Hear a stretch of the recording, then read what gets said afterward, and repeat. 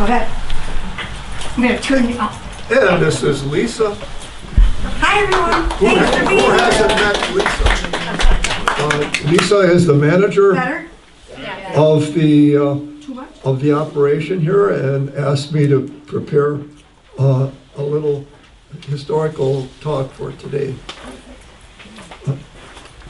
So my name is Alan Pape, and I grew up in Milwaukee, across the street from Wisconsin Synod Lutheran Pomeranian German Church.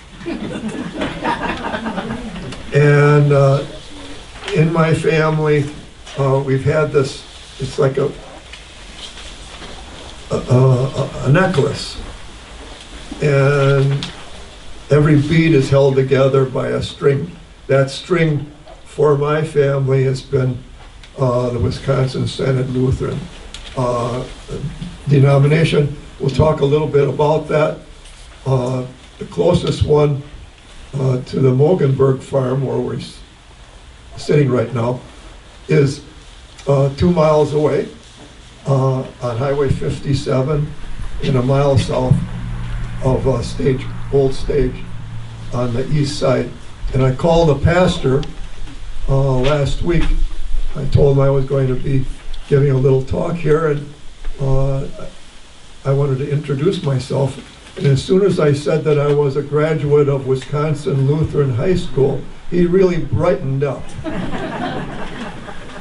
Because there's this underlining thing about, it's like a secret order. Lisa would call it a cult, but I wouldn't go that far. Lisa and her husband used to be members there. And I've really enjoyed trying to understand myself, my gene pool mix, and why I do the things I do, and having this principal thing about being a Pomeranian Lutheran German just in my soul. And on the handout that I gave, there's a sketch of my family's original house in Germany. And I'll be going there next spring through, I'm a member of the Pomeranian Society in Freistadt, Mequon, that's just north of Milwaukee. And every other year they go back to the old Pomerania, which is now in Poland. So it'll be fun to knock on the door of this house. And of course the people that live there have been there ever since the Russians chased all the Germans out of there in 1945. About 5 million Germans were force marched out of their homeland in 1945. My ancestors died of starvation on that march, but my great-grandfather fortunately had come to Wisconsin in 1872, and I'm related that way. But can you imagine 1945, 5.5 million Germans being forced out, and the whole order of Europe just kind of messed up. People moved. And so it'll be fun. I'm going to try and get up in the attic of that building. I'll have an interpreter, and I'll be looking around thinking, wow, this is where my great-grandfather stayed. I wonder if he left any stuff up here. and exploring around and really touching base with heritage in that way, I think is the richest cultural thing that anybody can do. If you have a chance to go back to your home country, your ancestral, take it. And that's kind of what we're talking about today, is touching with a heritage of Liberty Grove. Now, my background, besides being a bellboy at that big Lutheran church as a little kid, I went to University of Wisconsin-Madison, a landscape architecture degree, specializing in historic preservation. And then I learned about a place called Old World, Wisconsin being planned. And it was done right in our department. And I remember seeing these models, scale models of the master plan and all the research that went in by the students in creating this master plan for Old World, Wisconsin. The director of that effort was Professor William Tischler. Does anyone know him here? Bill Tischler grew up in Bailey's Harbor, right on the main street. He was my major professor, and I told Bill, I gave him an email a few days ago. I said, I'm going to be bringing your name up, and I wonder if anyone up there in Liberty Grove will know you. Well, anyway, Bill is kind of a weaving story here.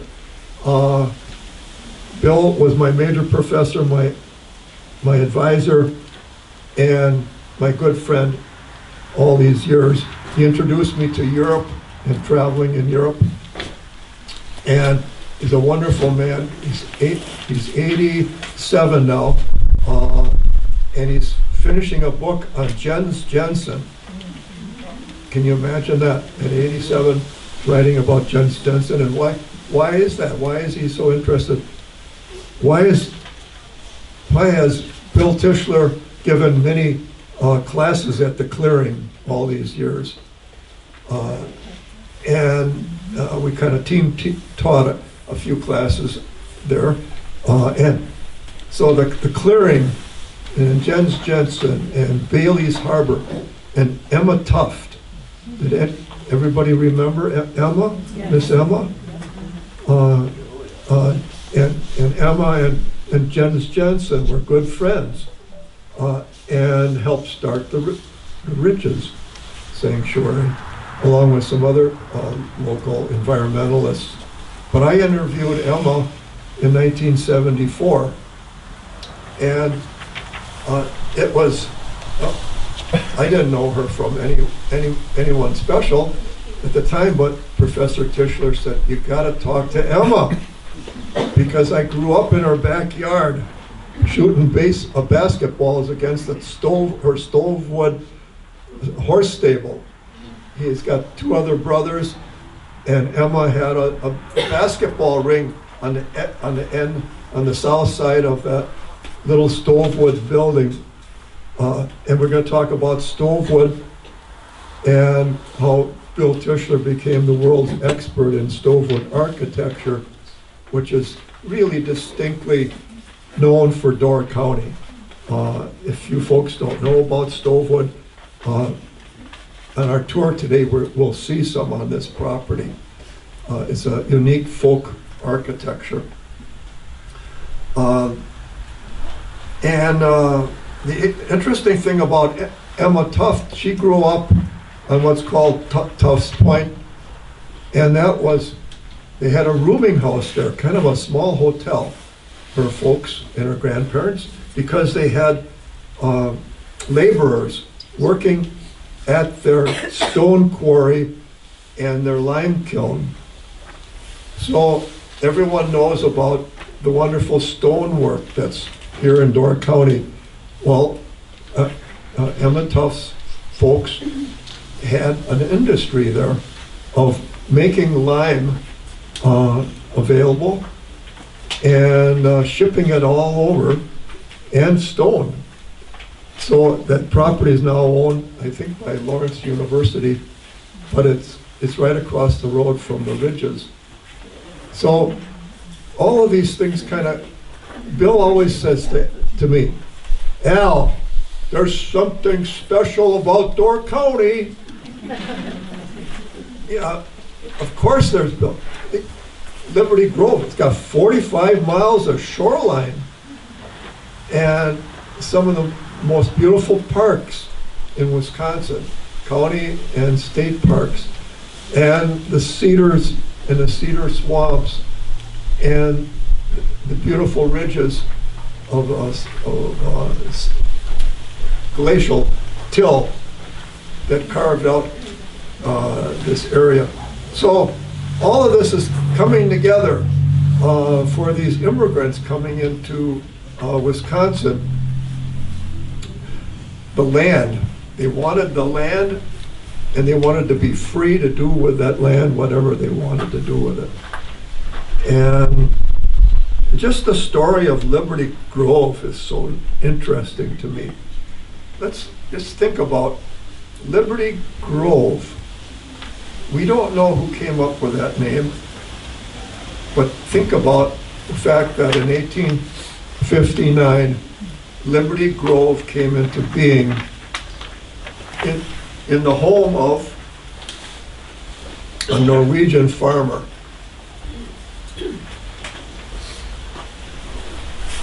I think this morning I know where that house is. And I bet you it's a log house.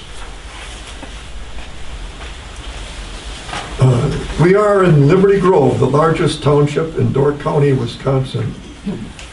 It includes the entire narrow tip of Door County and has 45 miles of shoreline. It came in existence. It was the sixth organized township in Door County in 1859, 36,311 acres. I will not test you on this. The first town meeting was held at the home of Norwegian farmer Ingwersen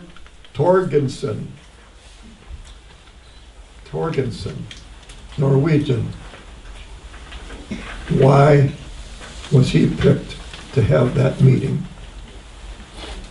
We may never know. Mr. Wolf, where are you?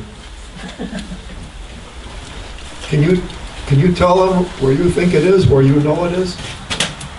At the location where the Country House Resort is today.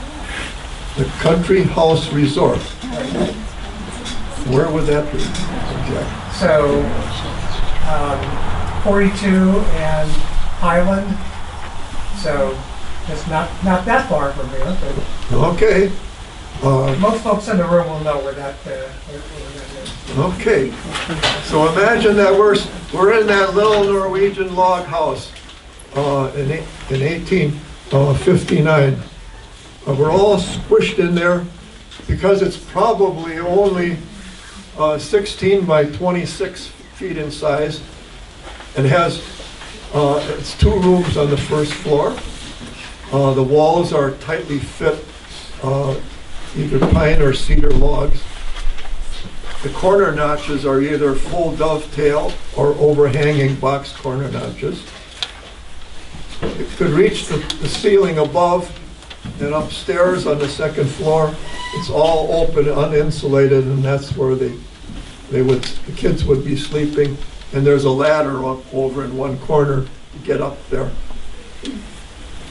So we're kind of wrapped. Imagine that we're wrapped in logs, just like we built back home in Norway. Yeah, look at the tight fitting there. Them Germans, they can't put the logs together like we put them together. So it's 2 rooms on the first floor, and how do I know that? Well, I don't know for sure, but I helped restore a building for the Door County Historical Society down at their crossroads at Big Creek. Does everybody know where that is down at their office? Highway near Sturgeon Bay. And then on the south end on Utah Street, why did somebody name a place Utah in Door County? Is the Hansen house. And that is a beautifully done Norwegian log house. It's sided over on the outside, but if you ever have a chance to go see that, the Hansen house at Crossroads at Big Creek, please do it. It's a really rare house. So I'm saying that our friend up here in Liberty Grove probably had something like that. They take a lot of pride in their gorgeous axemanship. Liberty Grove was settled by many more immigrants than Americans. According to the 1880 federal census, 81% of the township was foreign-born. This is represented by people from 5 different areas of Germany, which I'll list, and a bunch of other ones, which I will name.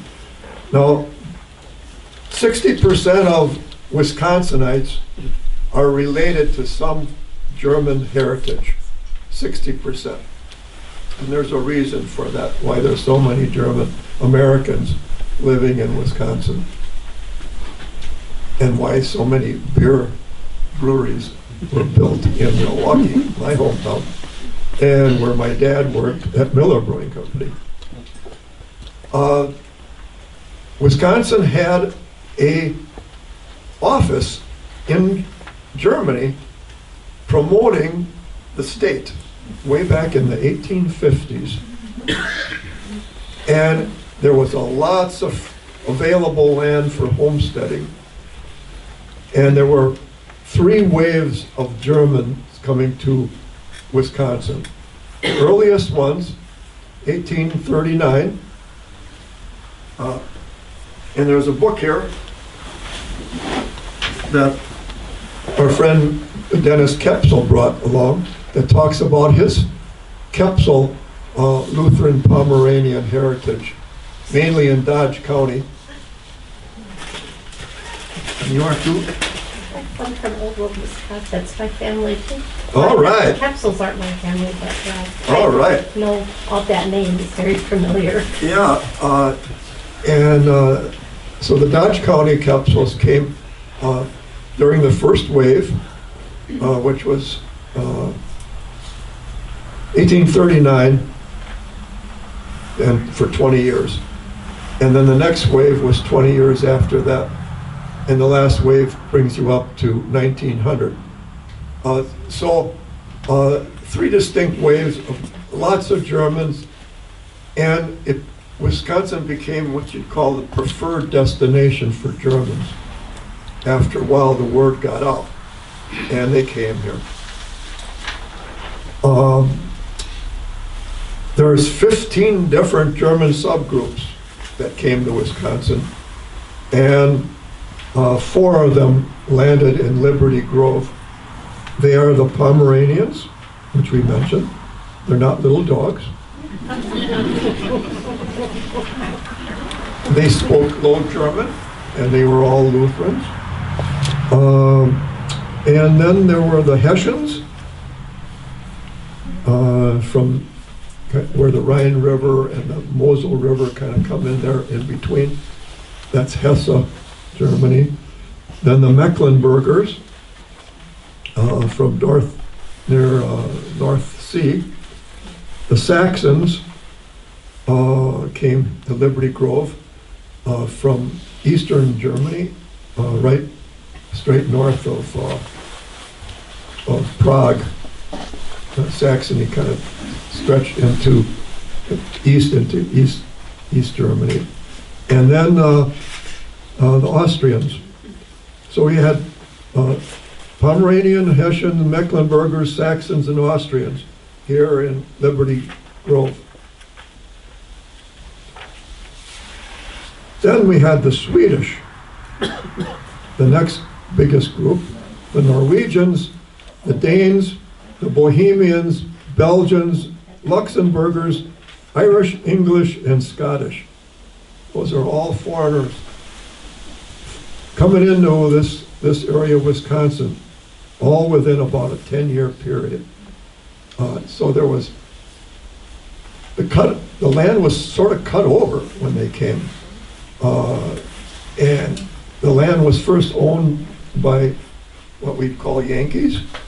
A lot of them came in here and got in the 1840s, bought the land from the government, logged it off, or a lot of it, and then turned around and sold it to the immigrants coming in, who were happy to blast out the stumps and work really hard.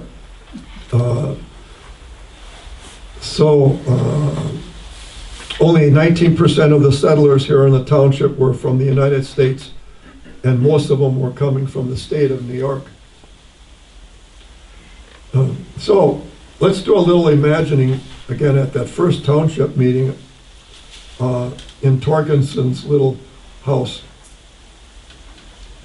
So there were a lot of decisions that had to be made, and nobody in the room knew how to speak a common language.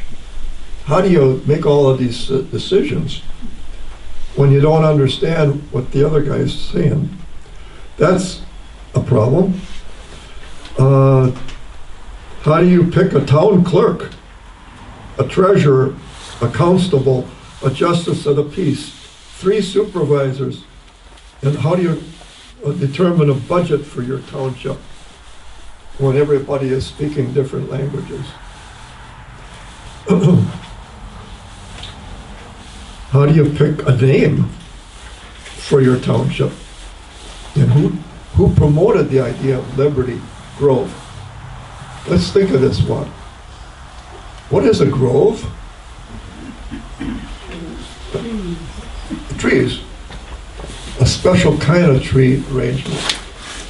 For some reason, it wasn't completely cut off, all the trees cut down. Somebody, for some reason, left a grove somewhere.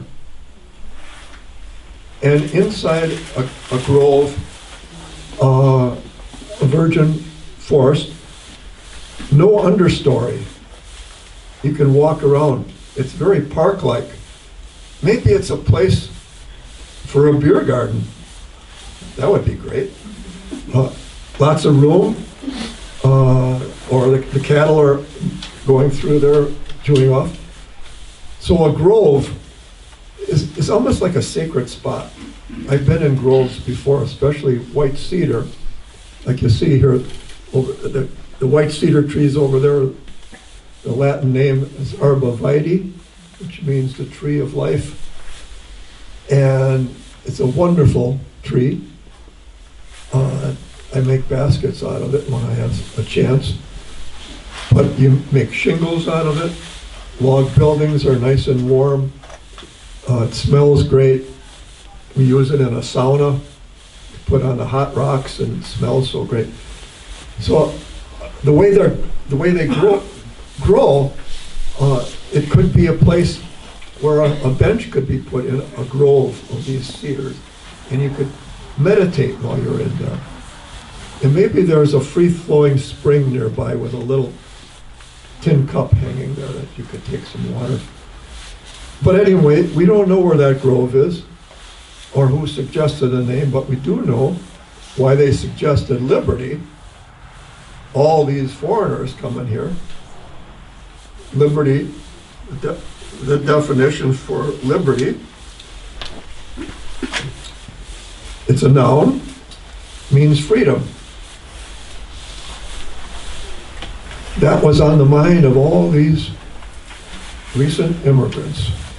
Freedom. Nobody could tell us what we could sell our grain for. Nobody could tell us where we want to go to church. We could vote, or we don't have to vote. We have freedom that we never, ever experienced back home. Liberty, life, liberty, and the pursuit of happiness.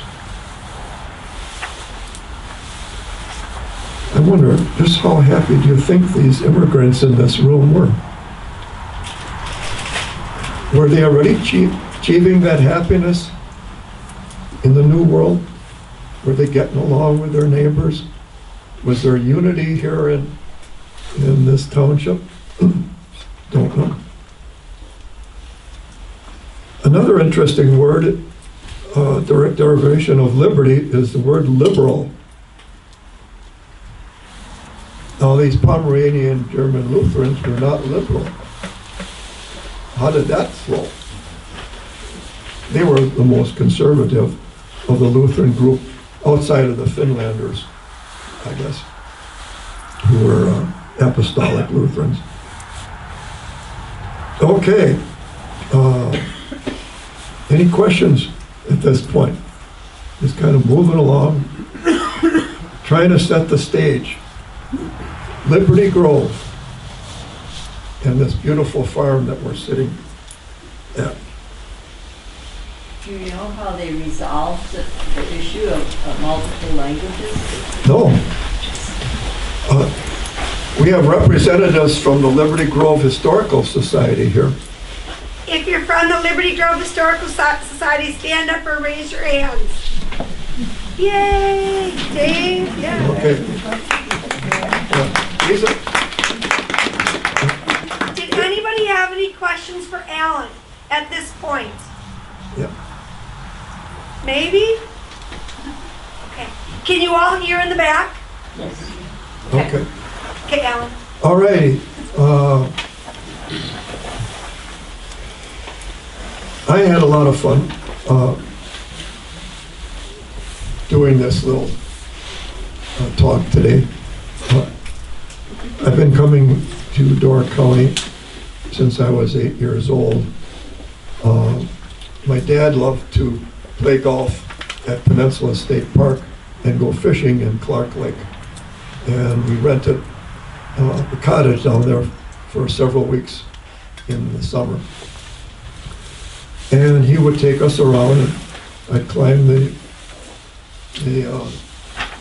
tower in Peninsula State Park and in Potawatomi State Park, and just roam around and just enjoy it. And when I was dating my wife, Marilyn, where are you? There she is with Jim in the electric. We were dating, and I had just read about the clearing in Jens Jensen in the Milwaukee Journal. And I said to Marilyn, after church, let's drive up to the clearing. They've got a special event today. And her mom said, she's got to be back by 10 o'clock. Okay, this is before the interstate was built.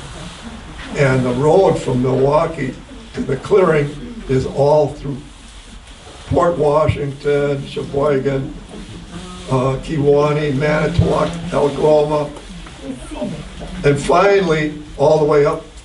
I mean, that's quite a deal, just to get up here and back home before 10 o'clock. And so let's see, we left at probably 11. Yeah, I had 11 hours with her coming up to the clearing. We met Martha Fulkerson and talked to some of the ladies that were demonstrating loom weaving on a loom. And I was captivated by the place. The whole idea of it just went right to my soul. Like, I want to live in a place like this, like the clearing. This is so neat. Anyway, I've been in love with this your county for a long, long time. Karl and Wilhelmina Moegenburg came from Prussia. On the 1880 census, it shows them here, and he's listed as being 28 years old.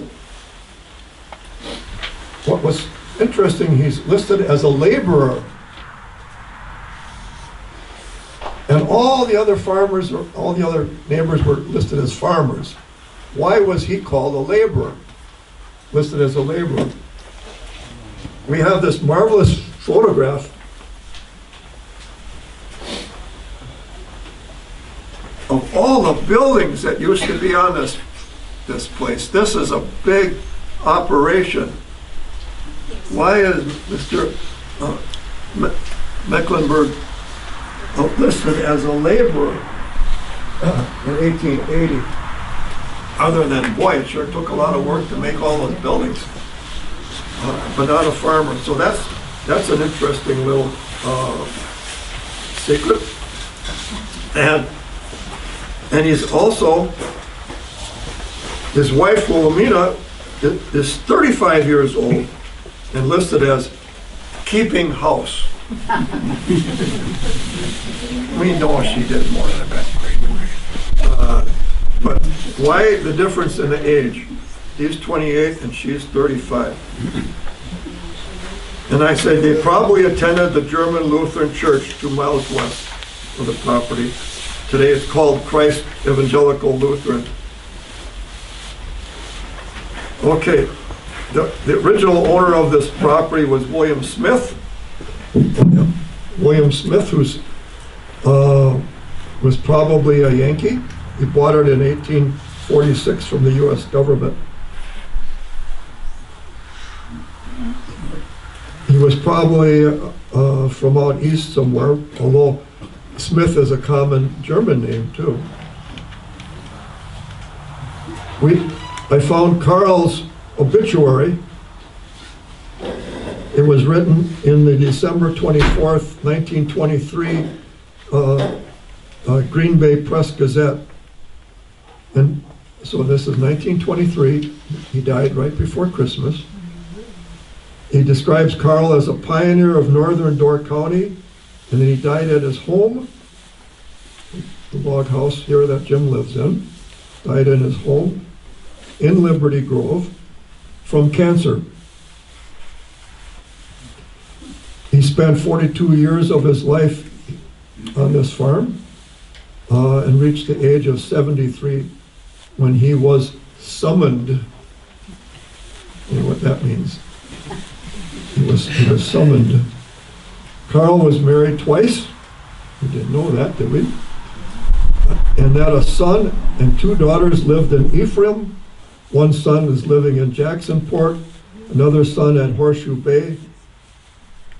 You know where Horseshoe Bay is? Just south of Egg Harbor. And two sons living here on the farm.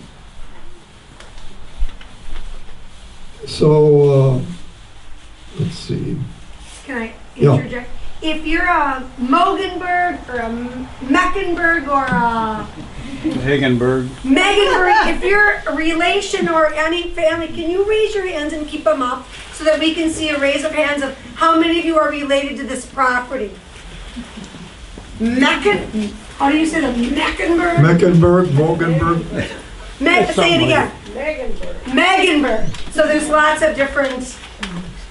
M-O-E. How do you normally say it? Moegenburg. And then a G, a silent G. Thank you. Sometimes. Okay. On your handout, I made a little sketch of the adjoining farm and this one, circa 1970 when Jim and Phyllis bought this property. And I stopped here in 1974 for the first time. We were doing German field work for Old World, Wisconsin. By the way, has anybody here ever been to Old World, Wisconsin? Well, okay. I'm in love with that place. Worked there for 12 years. I found a lot of the buildings that were there and in charge of restoring them. And nobody ever written down, what does a typical German Pomeranian Lutheran farm look like in Wisconsin? Nobody ever. We wanted to be authentic, so we had to go out and measure a bunch of them up. We measured almost 30 of these, and Jim's was one of them. And the arrangement is called a Vierkanthof, a 4-sided courtyard. And the way this is laid out was much like they would have done in Germany, except with 80 acres, 40 here on this side of the road and 40 on the north side. They had plenty of room. So they had kind of expanded the courtyard idea a little bit. All the buildings didn't touch at the corners like they did it for hundreds of years in Germany. So I rolled in here, met with Jim and Phyllis. They had been here for 4 years, and all the buildings that that were there at the time are sketched, are painted here. And you take a look at the old photographs. It was quite an operation, and you can't even see a road coming in front of it. Perhaps there wasn't, other than a little lane. Now I'm going to talk about down in Bailey's Harbor, the Blacksmith Inn. Does anyone know the Blacksmith Inn? On the east side of the main street?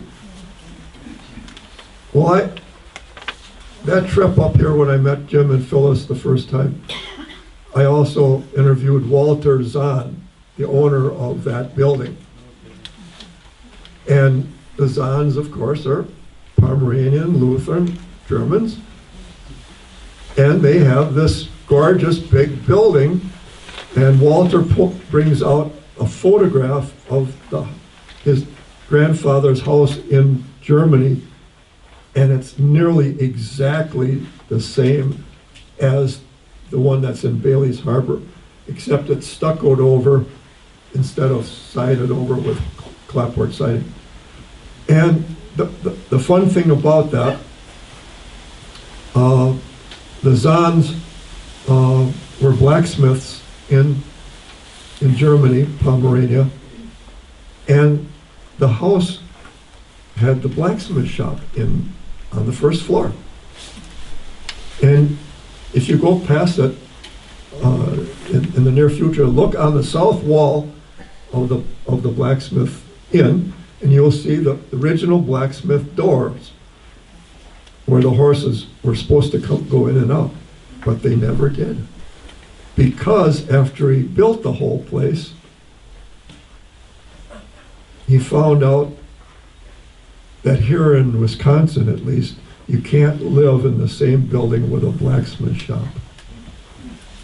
And then he built the one to the south of it. Now the walls in the house, in the big house, are what we call half-timbered construction, similar to what I might sketch of my home place in Germany, where there's timbers, and then between the timbers are some kind of infill. For some reason, in this part of Wisconsin, somebody brought in this idea of not using brick or stone for that infill, but little short pieces of cedar, which Mr. Richard W.E. Perrin named stovewood. He invented the term stovewood. And that gentleman was the father of Old World Wisconsin. And I got to meet him early in life at a lecture at the Milwaukee Public Museum. But this idea of bringing the concept from Germany to Bailey's Harbor and replicating it was so fascinating. I couldn't believe. I said, "You're sure this is a photograph of your grandfather's in Germany?" "Yeah, this is it. It's got everything the same window arrangement, same size, even a little dormer on the roof." So, after Walter Zahn's father found out that you can't live in a place that's a blacksmith shop, he moved the floor, which was stovewood, in the new place, from the one he had just finished, and put it into the new one. So the flooring, when you look through the window of the second blacksmith shop, that floor in there used to be in the house to the north. But you can go inside there, the present owners will let you see some of the stove wood walls inside. We call it nogging between the timbers. This is called folk architecture. And I wanted to introduce this more on a tourism basis a few years back when they were thinking about building a new visitor center for the Ridges. And I knew an architect who was on their board, and his wife actually used to be, did secretarial work for me. And he told me, yeah, that they're debating about what the new visitor center should look like. Well, we know what it looks like today, don't we? It's this monster thing on the north end of Bailey's Harbor. But I said to this friend of mine, who I won't use his name, what we need to do is move one of these stove wood barns from the area and convert that into a visitor center, because this architecture is so unusual to find these buildings, all German, well, not all German. I actually know one in the Norwegian barn that's got it in there. So we drew it up and proposed it, and got shot down. So it was never used. But I always felt that stove wood architecture and northern Door County go hand in hand. And you really don't find it in timber frame buildings like this anywhere else in America. But the Polish people on the other side of Greenwood, they build it too, but not in a timber frame building. It's freestanding. Okay, stove wood. Invented by Mr. Perrin, the father of Old World, Wisconsin. Professor Tischler grows up down the street, got the basketball against the stove wood wall, and he becomes the national expert on it and writes lots of articles. And any question on anything so far? Stove wood architecture. And then on your handout are the Zorn house and barn buildings. And these pictures are out of Mr. Perrin's book on historic Wisconsin architecture.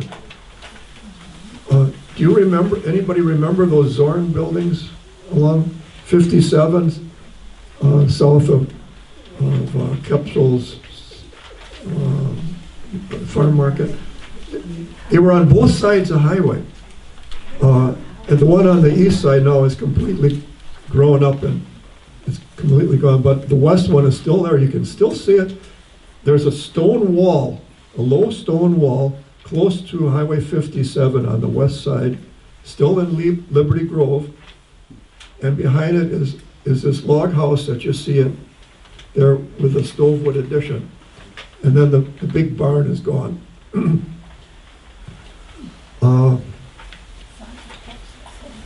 So I stopped at one of those farms.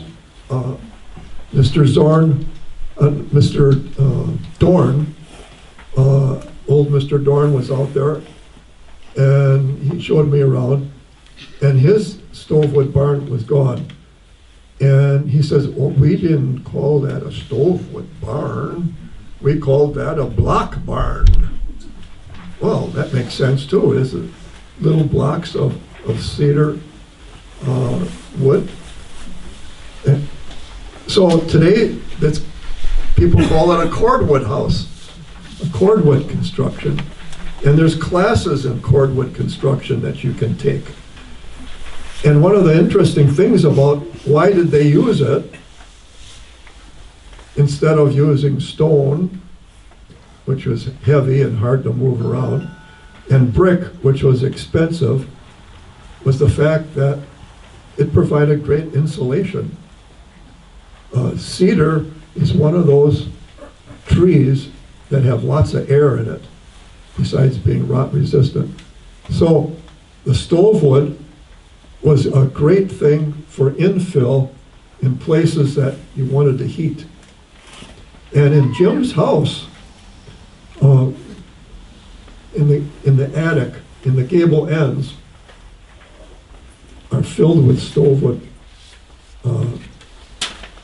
blocks, about 7 inches thick or deep.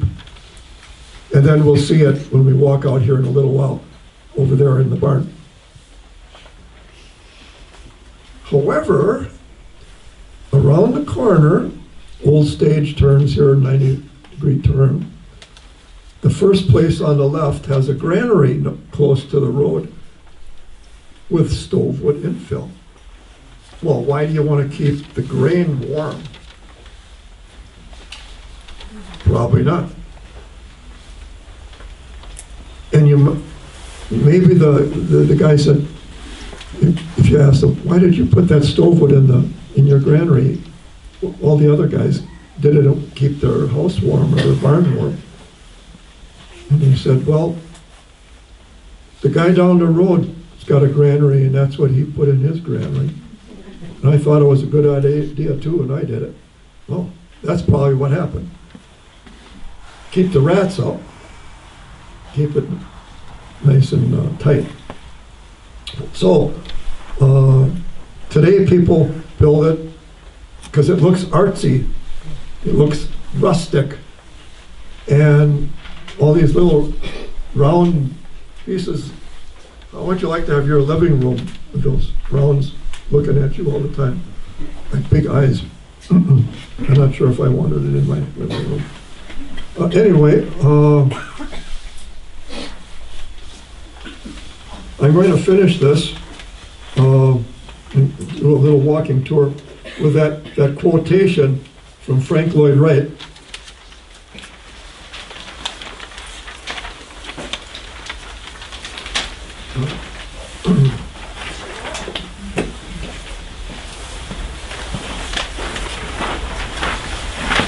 So Mr. Perrin writes and uses this quote.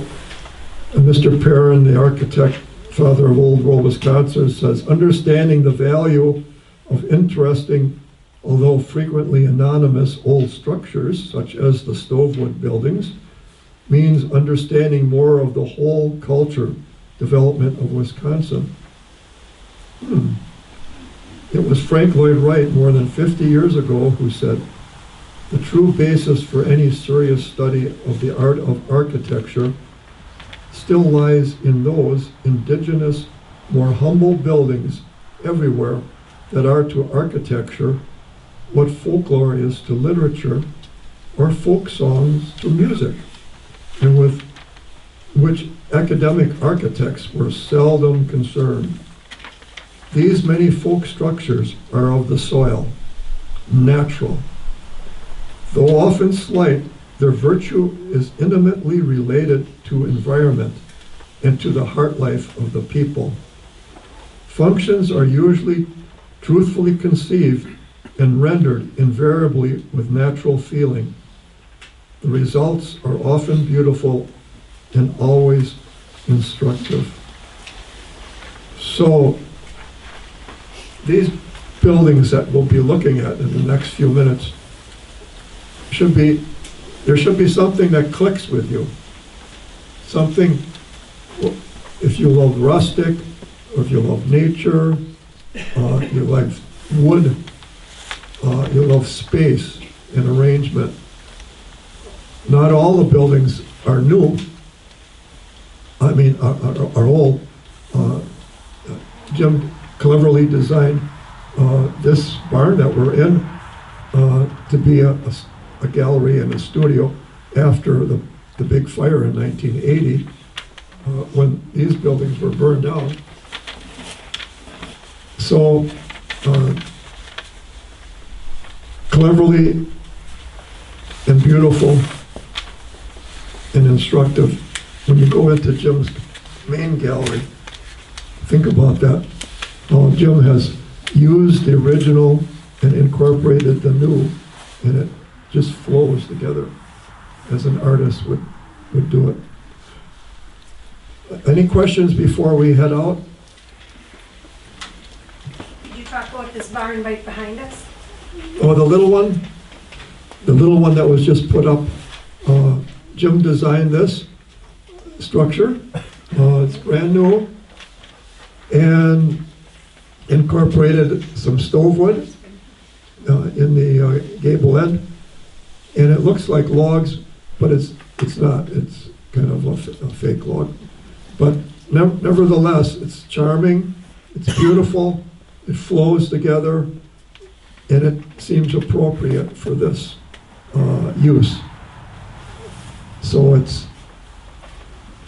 And you're welcome to go inside. If I pop up the overhead door, you won't see the unique structure because it was built with a old 1860s 60-inch radial saw. So please feel free to open the door and go in and look at the uniqueness, because Mr. Ingwersen wanted it to fit, like Alan said, this 1860s Pomeranian Lutheran piece of property. But please feel free to go inside. It's about a year old.